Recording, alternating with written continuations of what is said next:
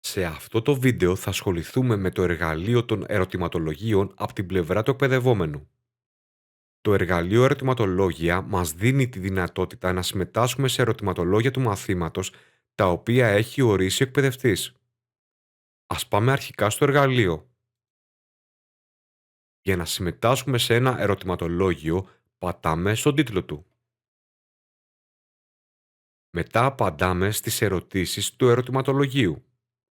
Αν σε μία ερώτηση πιστεύουμε ότι έχουμε δώσει λάθος απάντηση, πατάμε «Καθάριση» ώστε να ξαναδηλώσουμε την απάντηση.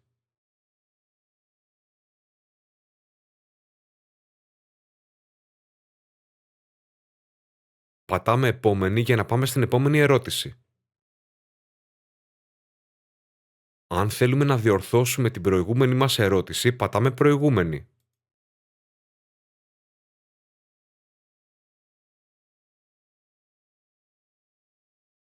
Όποια στιγμή θέλουμε να ολοκληρώσουμε τις απαντήσεις μας, πατάμε «Υποβολή».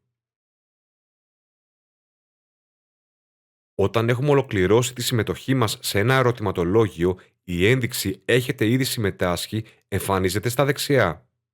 Επίσης, μπορούμε να δούμε τα συνολικά αποτελέσματα του ερωτηματολογίου πατώντας το κουμπί «Αποτελέσματα».